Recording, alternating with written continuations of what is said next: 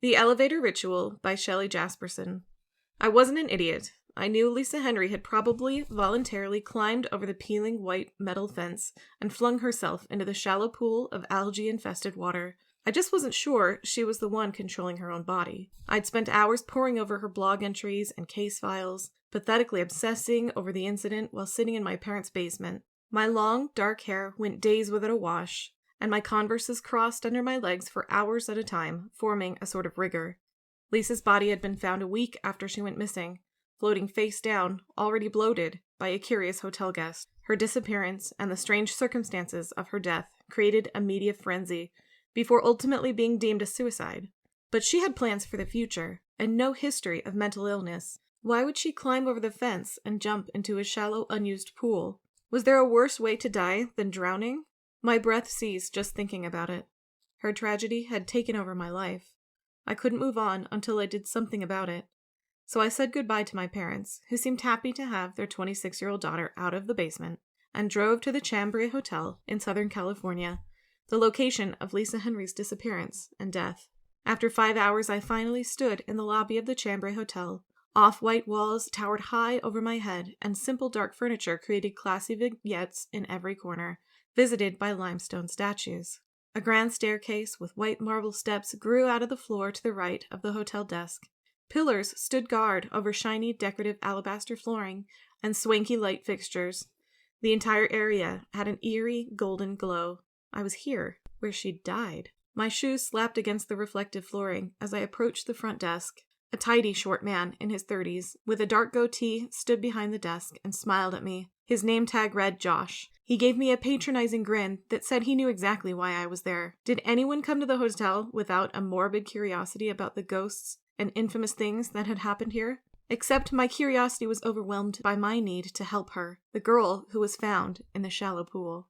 "Welcome to the Chambray. Do you have a reservation?" I nodded and flipped through my black backpack. My sister used to handle reservations, commitments, and dates when we traveled together. My brain wasn't organized like that, but I'd never travel with Avery again, and I knew I had to learn how to take care of myself. "It's under the name Alice Newton." I pulled out my wallet. After Josh had given me my key, I nearly ran into a woman with wild, black hair, wearing an off-white tracksuit and flip-flops. Her face was creased with deep lines, and her teeth were jagged and yellow. I hadn't known anyone else was even in the lobby. "Excuse me, sorry."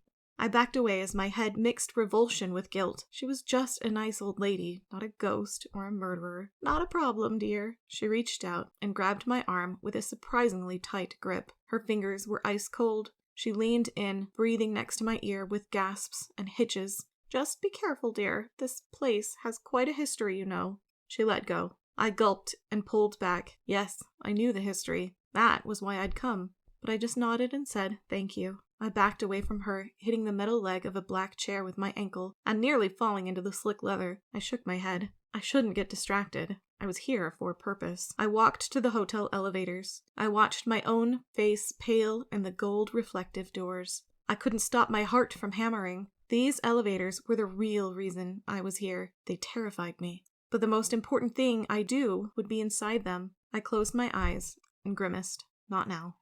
I dashed through the lobby, up the grand staircase that took me to the second floor. I could feel Josh's eyes on me from the desk, judging and smirking. The old lady was gone. I took the stairway up until I reached the 7th floor. By then my breath was coming short and fast, and my feet were languid and slow. The hallway had a musty smell, like old milk had been spilled and not cleaned up. The walls were brown, and the door frames were coated in white paint, covering nicks and dents. I opened my door and walked in. The room was small with heavy coats of brown paint.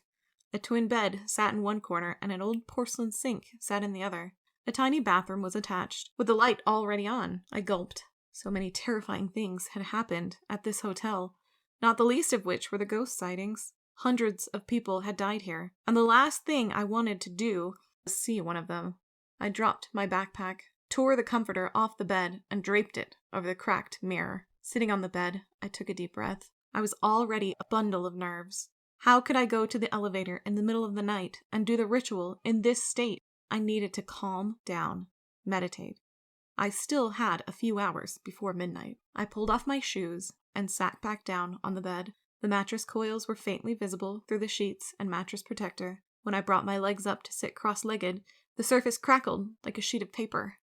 I closed my eyes, rested my arms on my knees, and took a deep breath. Avery stood behind my eyelids. She was at the bar, in a light pink leotard and beige ballet shoes. She gracefully raised her arm before her and brought it out before ducking into a demi-plie. Her dark hair cascaded down her back, silky as calm water. Then she left first position and moved her leg out into second. Just basic warm-ups that appeared simple but were impossible for any normal person to do, like me. We'd started ballet at the same time. She'd taken to it like a gazelle leaping in a savanna, whereas I'd been awkward and floppy, graceless as a drunk giraffe. I lay onto the bed, the springs jabbing into my back. After all the driving, I was exhausted and barely even cared. Within moments, I'd fallen fast asleep.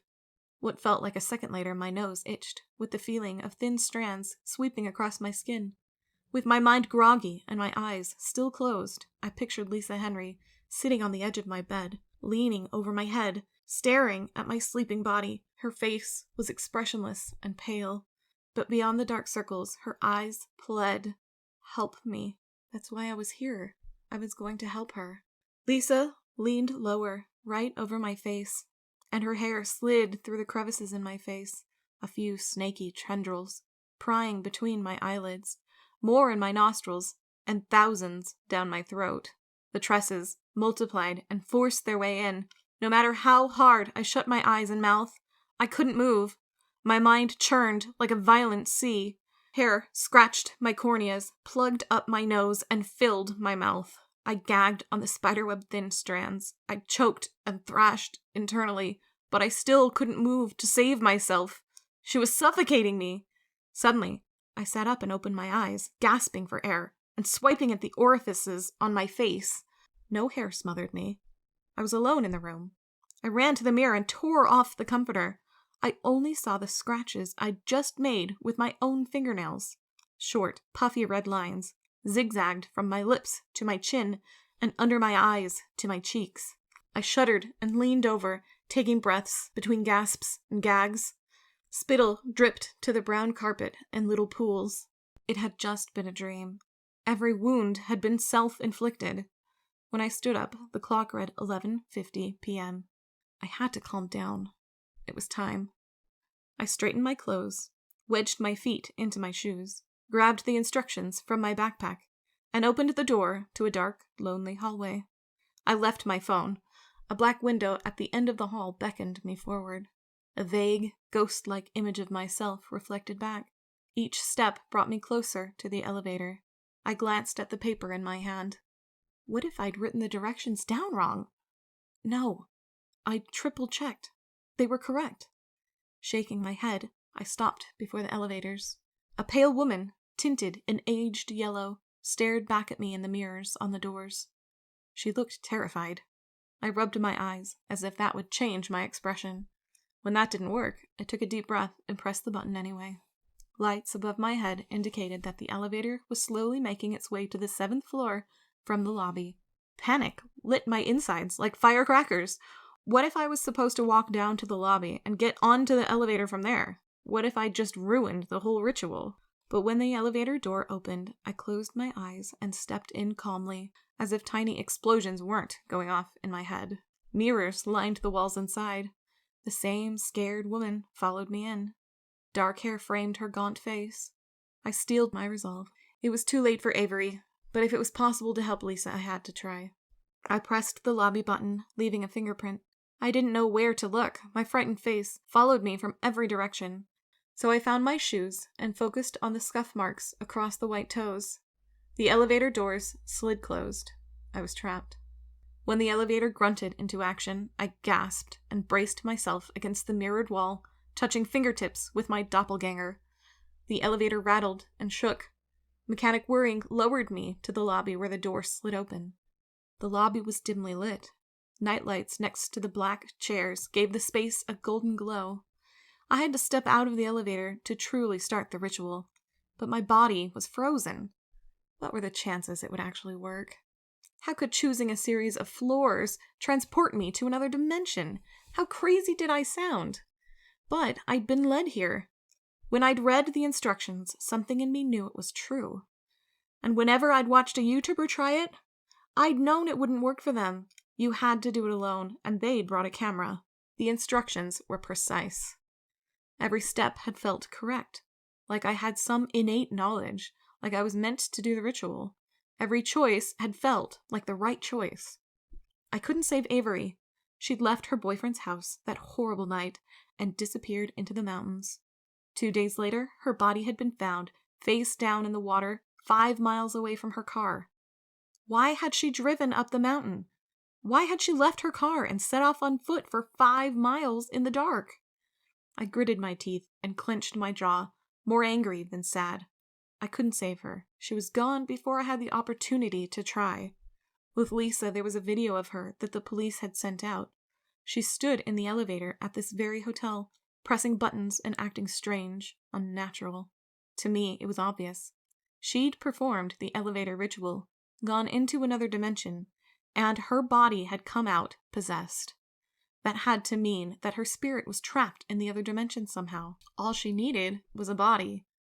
I had one of those, and I wasn't doing much with it. I stepped out, the spell broken, the doors closed behind me. I glanced at the concierge desk, where Josh had relished in my discomfort. No one stood there now, and no creepy old lady stood close by to give me advice. I was all alone in the lobby of an 800-room hotel. I took a deep breath. This was it. I turned around and pressed the button before I could change my mind. The elevator to the farthest right opened its doors. I had no idea which elevator Lisa had taken. I hoped it didn't matter. I walked to the far right elevator and stepped in. Like the other elevator, mirrors bombarded me with my own image on every side, not tinted gold like the doors, but solid and clear. I pressed the 4th floor button and closed my eyes, swallowing a lump of fear. Nothing happened. I might as well have done nothing. I waited for almost a minute. Was this some mechanical problem, or was a ghost messing with me? I didn't have time for a ghost encounter. I pressed the button again, harder this time. With a mechanical grinding, the elevator lurched upwards. I fell against the wall in surprise. The lights flickered in an electrical fit. This had to be normal. The building was over 100 years old. Eventually, the lights decided to stay on, and above my head, each floor indicator lit up one by one until the doors opened on the 4th floor. The floor had cheap brown carpet and thick brown paint on the walls, much like the 7th floor. The baseboards and door frames were a stark white, marked with occasional black streaks and scrapes.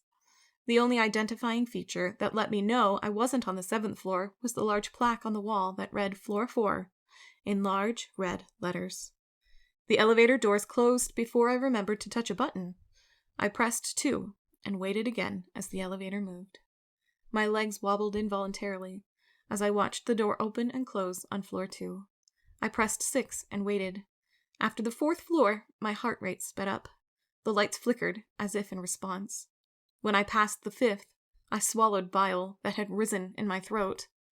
In about a minute, I'd have to press the 5th floor button and watch the woman get on. According to the instructions for the ritual, a woman from the other dimension was supposed to enter the elevator when you reached the 5th floor. You weren't supposed to talk to her, or even look at her, and if you did, horrible things would happen to you. The fact that the consequences were so vague told me one of 2 things. Either it was a story and the author got lazy, or no one had ever survived an encounter with her. I'd researched the elevator ritual enough to know it wasn't just a story. So that only left that she'd never let anyone who saw her live. After floor 6, I went back down to floor 2. I pressed 10, which was the last floor I was supposed to go to before stopping on 5th and picking up the woman. Suddenly, I wished there were 40 more steps before going to the 5th floor. Maybe I should just go back down to the lobby and start again. Maybe I'd messed something up. The old elevator creaked and groaned up to the 10th floor, sputtering to a stop before opening up. Everything had been going according to plan. No one had entered to interrupt my journey. But the thought of the woman terrified me so much I almost wished someone would wake up from their room on the 10th floor with a sudden need to use the elevator. I searched the hallway. Brown walls, white trim, red sign. I might as well have been the only person on Earth. a part of me wanted to run out of the elevator and pound on the first door I saw so that I wouldn't be alone. But the elevator doors closed, and my resolve faltered. I had to do what I came here to do. I took a deep breath and pressed 5. Sometimes the woman didn't even get on the elevator. Maybe I would get lucky. They said the woman sometimes takes the form of someone you know. She talks to you, tries to get your attention by any means, coughing, begging for help, keeling over. Could I deny aid to someone who looked like my sister? Or who looked like Lisa, the girl I was trying to save? It was best not to even look at her. Then I wouldn't know who she looked like. The elevator stopped on the 5th floor. I turned around, faced the mirrored walls, closed my eyes, and waited. The doors opened behind me. My heart was beating through my chest. A shuffling noise. Was it footsteps? Was she in the elevator with me? I froze and almost stopped breathing. The doors closed. I was stuck in here with her. Then I realized the major flaw in my plan. From here, I had to press the button for the 1st floor. If it took me to the 10th instead, I'd be free to roam the other dimension and look for Lisa. How could I press the button if my eyes were closed and the woman was between me and the buttons? I slowly opened my eyes and looked down at my shoes. Black scuffs against off-white toes. I swallowed and let my eyes drift across the floor until they reached another pair of shoes. Her shoes. My breath caught, and I couldn't help shaking. She was right there, not even a foot away. But her shoes looked so ordinary, solid black flip-flops.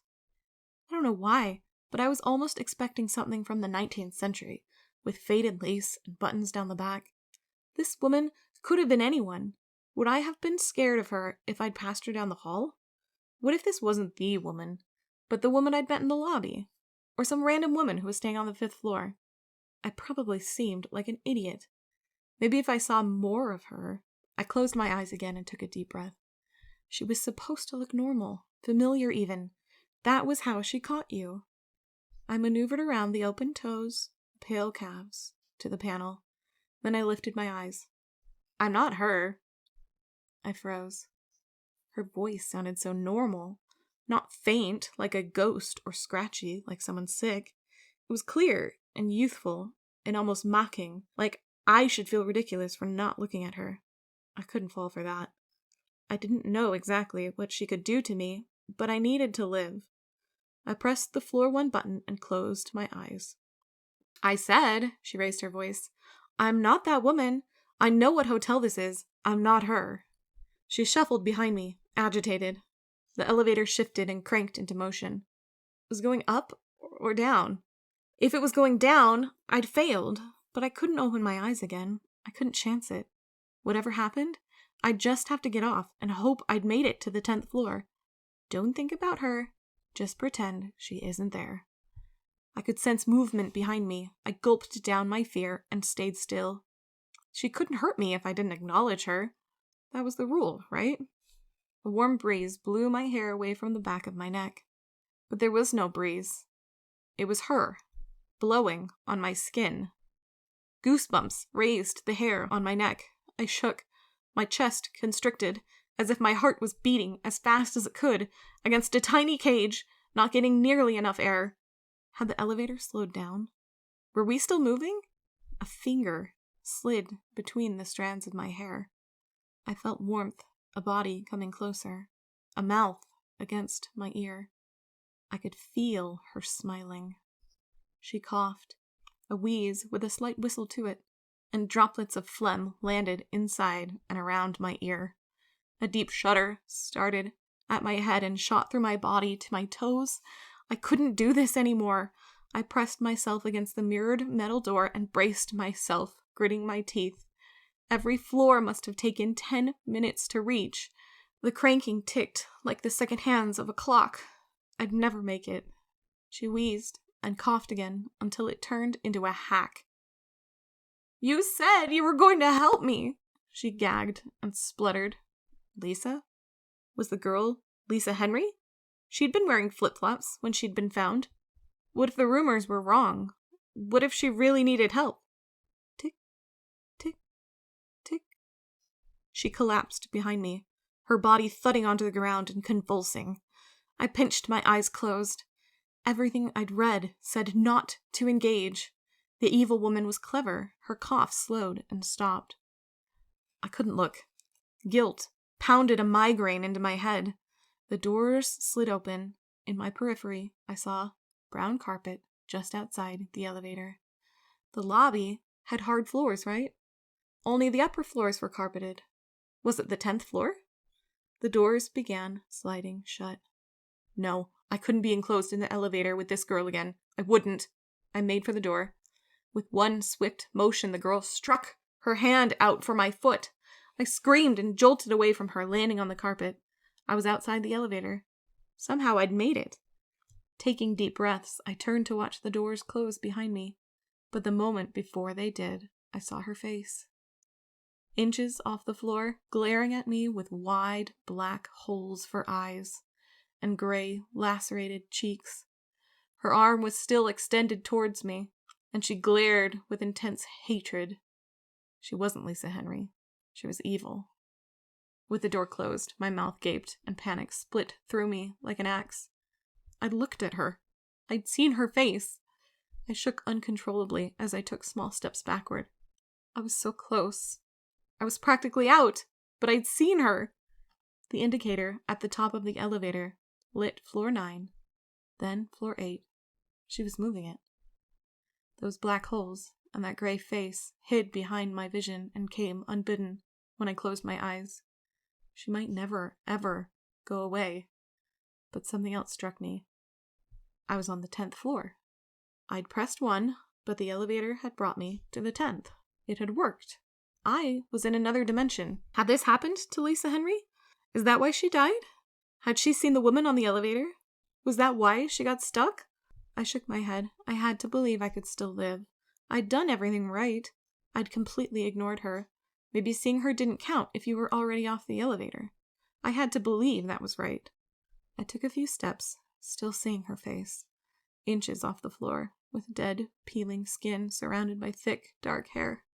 I swallowed and steeled myself. I had to act, or it was all for naught. Brown carpet, brown walls, thick white trim, smudges on the baseboards, smears of dirt on the walls. It looked just like the hotel in my dimension. What if I hadn't entered anywhere but the 10th floor? The elevator had been acting strange. Maybe it was just an electrical failure that brought me up here. There was only one way to tell. "Lisa! Where are you?" I yelled, walking down the hall. How would she appear to me? As a spirit? Then I saw her before me, her thin outline against a dark sky, long dark hair, terrified expression, and skinny bare legs. She seemed to be floating just a few feet away. I couldn't see her feet. I took a step toward her, my heart pounding, and she took a step towards me. Lisa? With a shaking hand, I reached out and touched a window. It was me. My reflection. I blew out a deep breath and shook my head. None of this was real. What was I doing here? Searching for the spirit of a girl I didn't even know, just because she reminded me of Avery? I blinked rapidly, and then massaged my head, feeling a weight lift from me. For the last few months, I'd burrowed myself into a depressive hole, obsessing and willing to believe anything if it would help me get Avery back. But the truth was nothing could get Avery back. And even if Lisa were really trapped somewhere in a dilapidated dimension and I gave her my body, that still wouldn't bring me any closer to my sister. It wouldn't help Avery at all. I hadn't been sleeping well. I'd probably hallucinated the woman in the elevator. I dropped my paper and sighed. I needed some sleep. For the first time in months, I was sure I would actually get some. I turned to go down the stairs. Every step brought me closer to my room, a quiet space. I could sleep all day, and all tomorrow night if I wanted. My body might require that of me. I reached my room and entered, chuckling. How had I convinced myself any of it was real? Even through my embarrassment, relief permeated through my whole being. Had I seriously been ready to throw my life away? I'd never find a career, fall in love, get married, have kids. How could I find so little value in all of that? When I fell onto my bed and closed my eyes, the woman's dead, almost skeletal face popped up behind my eyelids again. I opened my eyes and took a deep breath. Over time, I could get rid of her. I walked to the sink and splashed cold water on my face. Streaks of red scrawled across my cheeks. The woman stood behind me. I spun around. She was still there. My body froze, a mannequin, my lungs clenched tight. I gaped. I hadn't escaped her. She was as real as I was. As real as the scuffs on my shoes. As real as the scrapes on my face. Her lip lifted in a snarl. You abandoned me. My brows furrowed and I gulped down a lump of fear. I shook my head. I inspected her hair, slick and long, and her thin body in a familiar blue t-shirt from summer camp. It was Avery, my sister. Where have you been? I gasped. The holes where her eyes should have been were as black as a cave. She scowled. I've been here the whole time. How was that possible? My sister had been in this hotel? I flipped through the images of her disappearance in my mind. Her faded red car parked in the forest, her boyfriend's distraught face, my parents' closed door. I took a step back, shaking, until I hit the sink with my back. This couldn't be real. Avery wouldn't be this mad at me. Avery would never hate me this much. She hadn't just been my sister, she'd been my best friend. It couldn't be her. I combed my hands through my hair, pulling out strands until I dipped onto the floor. My knees shielded me from the fake Avery. If she wasn't Avery, how was she wearing that camp shirt? I looked down at her feet. Scuffed up Converses. Where had the flip-flops gone? I looked back up at her face. Scratches tore deep gashes across her cheeks. Every wound had been self-inflicted. It was my face. She was me. Once she could tell I'd put it together, she grinned, her mouth wide and teeth yellowed. I pulled in my own mouth, the teeth I'd neglected when I'd obsessed over someone else. How was she me? I stared at her eerily familiar face as she walked toward the door and left the hotel room. Her hand gripped the doorknob and turned it. She wasn't a ghost, a spirit. I followed her into the dimly lit hallway. Where are you going? I managed to squeak out. She turned to me and smiled before continuing onward, stopping only once she arrived at the elevators. My mind swam. This had to be a dream. Who was this being inhabiting my body? She leaned forward and pried her fingers between the doors of the elevator, using strength I never possessed. I looked cautiously at the button she hadn't pressed. The doors slid open. The elevator wasn't there. There was a black space, interrupted by vertical metal cables. She stepped forward into the darkness. This has been The Elevator Ritual by Shelley Jasperson in the Refracted Reflections anthology. Thanks for listening.